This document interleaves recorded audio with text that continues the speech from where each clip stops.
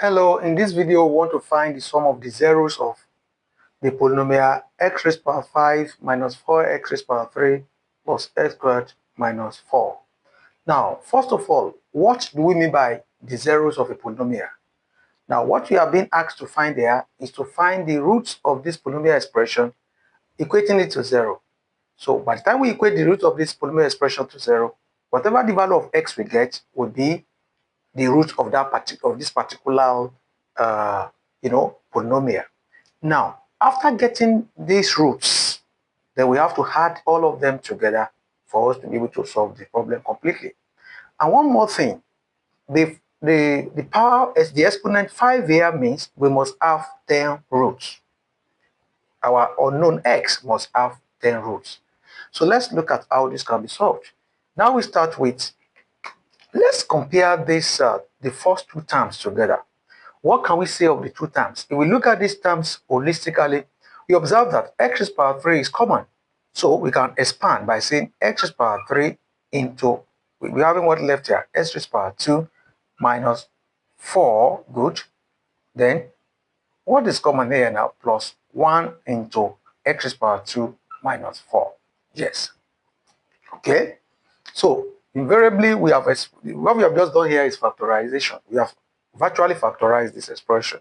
So we have what? S cubed plus 1, the one outside, this and this. Then you pick one inside, s squared minus 4. Beautiful. So now, this s cubed plus 1, how do we solve this problem? S cubed minus, plus 1. Fine. Let's recall.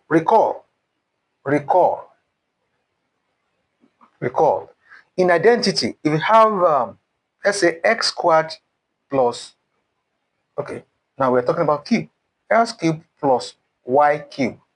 In identity, it simply means what? We can factorize x cubed plus y cubed as x plus y. That is, you pick the value of x and y with degree 1, x plus y into. It's as if we are saying that we want to divide x cubed plus y cubed by x plus y. So dividing x by x cubed, we're going to have what? X squared. Fine. Then you put minus. This is the identity. You must have gotten this before in your previous classes.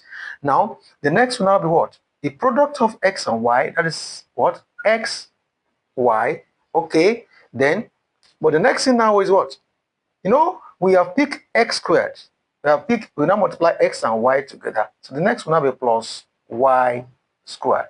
All right. So if you multiply x plus y by x squared minus xy plus y squared, you are virtually going to get x cubed plus y cubed. So now comparing this, you compare this now with what we have here. But to compare what? Compare x cubed plus y cubed now with, s cubed plus 1. S cubed plus 1 can be written as what? 1 cube. I hope you understand that. Beautiful. Because 1 cube is still 1. All right. So then s cubed plus 1 or 1 cube, as the case might be, will be factored as x plus y. X plus y. And what is your y here now? Is 1. I hope you understand. Your y is 1. Y is 1. If you compare s cubed plus y cubed with s cubed plus 1 cube, so your y is 1. Beautiful. Then into, you are substituting x squared, then minus x again, times your y. Your y is 1 now. That is x times 1 is what? Is x. Good. Plus y squared. And your y is 1 from what we got here. So 1 squared is what? 1. All right. So that means factorizing s cubed plus 1 cube or 1, as you can, if you like, you can remove this. It doesn't really have any effect. Okay. 1 cube is 1. So s cubed plus 1 is equals to this. Now we have gotten a factor from here. Now let's see. Don't worry. Our target is to get what? The zeros. Now from what we have done now, we have gotten x. Let's write it somewhere. X cubed plus 1 into x squared minus x plus 1. Fine. Now, to continue with that, To continue with that, we need to factorize what? We need to factorize x squared minus x plus 1. But unfortunately, this cannot be factorized. Yes, if you check, it cannot be, because x squared times 1 is x squared. If you think of two numbers, when you have them together, it must give you minus x. When you multiply, it must give you x squared. There's no number there. So now, using what? Quadratic formula method, using quadratic formula method to solve what? I think let me write it clearly so that we will to see. Using quadratic, okay. I hope we can see that I'm writing here. Using quadratic formula, hope that is clear, method to solve. What is quadratic formula method to solve what? X squared minus x plus 1. So, and what is quadratic formula method? That is, want to use what? X is equals to minus b plus or minus square root b squared minus 4ac all over what? 2a. So let's clean this. But before we clean this, don't forget, we have what? We have simplified s cubed plus 1 to get what? To get s plus 1, s squared minus x plus 1. So don't forget, we are still going to do with what? S squared minus 4, because it's part of what we obtained initially. Okay? When we break the initial polynomial, s squared minus 4 is multiplying what? S cubed plus 1. Oh, okay. Now, so in this case, if you compare this expression, it's a quadratic expression. You compare it with ax squared, let me write it there, ax squared plus bx plus c, if you compare them, x squared with as squared, a will be 1, so our a is 1. Now comparing minus x with plus bx, so b is minus 1. If you compare this and this, b is minus 1, and our c, how we are getting that? Our c is what? C is the constant there, 1. Okay, so what next now? Let's fix it now. X is equals to minus, our b is minus 1, plus or minus square root, minus 1 squared, fine, minus 4 times a is 1 times c is 1. Now let me clean this. All over what? All over, sorry, everything all over what? 2 times 1, because a is 1. So that will give us what? Plus 1, plus or minus square root, 1 minus 4 all over 2. I hope we are getting that. Fine. So what next? What next? So that means our x now is equal to plus 1, okay, plus or minus, you can write 1 alone. Don't need to stress ourselves. 1 plus 1 is 1, plus or minus square root, minus 3 all over 2. And minus 3 is not a real number. It's complex. It's a complex number. So we have to re-express that as what? 1 plus or minus square root minus 3 times, you can say square root minus 1. Okay? Or no, that will be plus. Okay, minus 3, the square root of 3 rather, times minus 1. Why? Why did I use minus for 1? Because in a complex number, minus 1 has a value. So minus 3 has been expressed now as you pick 3, you use plus for 3, the minus will now go to 1. So multiply 3 by minus 1 is minus 3. Then root times root there, because they are not the same values, it will be root minus 3. Okay? All over what? All over 2. While in complex number, I represent minus 1. So that means 1 plus or minus root 3i. Make sure the I is not inside the square root again, because root minus 1 is same thing as I, all over 2. Good. So that means that our x now, our x could be equal to what? 1 plus, can write root 3i or I root 3, still the same thing, root 3i all over 2, or 1 minus, let me clean this, root 3i all over 2. Fine. Okay, So these are the roots that we obtain from this result, from this quadratic expression. So we have gotten how many roots now? We've gotten one here, okay? Now, from x plus 1,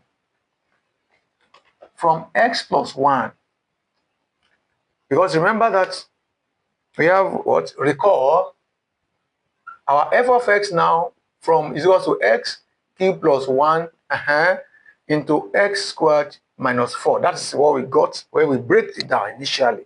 And x cubed plus 1 gave us what? That means x plus 1 into x squared minus x plus 1. That is what we get from here. Okay, I hope we are following this. All right. Okay. Now, if you are following, that would be great. So, which means that this one now we have gotten the root of this. We have not gotten the root of this. Now let's deal with x plus x squared minus 4. X squared minus 4. Now, how do we solve x squared minus 4? Okay. Now x squared minus 4 is obviously a difference of 2 squares. All right. I hope we are getting that. A difference of what? 2 squared. So let me write this clearly so that we see clearly. Is x squared minus 4. Aha, I think that is better. Okay. Now, so from difference of 2 squares, that is a squared minus b squared. You know what? A minus b, a plus b. That is a squared minus b squared. Fine. So that means that is therefore x squared minus 4 is the same thing as s squared minus 2 squared. Yes, which is going to be what? X minus 2 x plus 2. I hope you get that. Fine. So the whole expression now, please don't let us forget the answer we get here. Now, therefore, our f of x now, therefore, this implies that f of x is now what? S cubed plus 1 gave us this, okay? X plus 1, x squared minus x plus 1, Now, x squared minus 4 has given us what? X minus 2, x plus 2. And now, fine. Don't forget also that when we solve this one, we obtain what we have down here. Okay? So it implies that. This implies, let's find the root. So equate everything to 0. Let's now say, let f of x now be equals to 0. Good. If f of x is equals to 0, we are going to equate each of them to 0. Okay? Don't let us forget. Let's write this one here. Our x is 1 plus root 3i all over 2. The other one, 1 plus 1 minus. So, it's very simple. It's not difficult at all. Now, you pick it one by one. X plus 1 equals to 0 will give us x equals to minus 1. Okay? Good. Now, the whole of this, we got what? X is equal to 1 plus root 3i all over 2. We have gotten that one. So we have virtually equated that one to 0. That was why we are able to get this value. So x equals to something. So we are not equating this one to 0 again. Now, next is what? X is equal to 1 minus root 3i all over 2. This x squared minus x plus 1, when we equated it to 0, we got this. Sure, you understand? When we did carry out quadratic formula method. So we have gotten 2 roots from this one.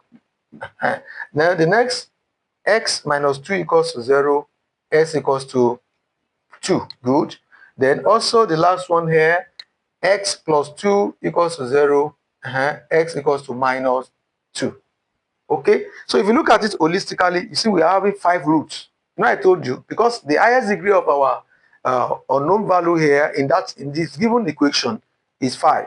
Oh yeah, let's count the number of roots we have. It's 1, x equals to minus 1, 2, 3, 4, 5. Now, to round it off completely, let's find the sum. Now the sum, therefore, sum of the roots will be, I think I can write this. Let's write this here. Let's add all the roots together. All right, so minus 1, plus what again?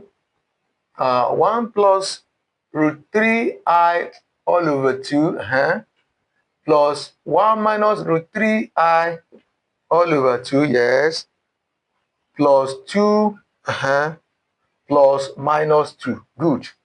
But obviously, this thing is not clear. Oh, let me rewrite it. Sorry. Let me write it. Oh, yeah. Minus 1, that should be clear enough. Plus 1 plus root 3i all over 2 plus 1 minus root 3i all over 2. Good. Plus 2 plus minus 2. Obviously, this and this will cancel out because plus 2 plus times minus is minus. So we have this instead of writing plus minus 2 is minus 2. Sure, you get it now. You get what I did there? So they will cancel each other out. Fine. If they cancel each other out, what next? Good. It remains only this, this, and this. So let's see how we can solve that. This one is like saying minus 1 plus 1 over 2 plus root 3i over 2. If you break this, 2, both of them will share 2 plus 1 over 2 minus root 3i all over 2. Yes, for this as well. So root 3i minus root 3i over 2. Root 3i over 2 minus root 3i over 2. Cancel out. Good. So we have what left? Minus 1, then plus half plus 1. So minus 1 plus 1 is equals to what? Is equals to 0. So the sum of the roots of this equation with degree x to be 5, that is the root of the highest degree of x in this equation is 5. So the sum of the roots of this polynomial expression is equals to 0. If you enjoyed this video, give it a thumb up, comment, share, and like. God bless you. Bye.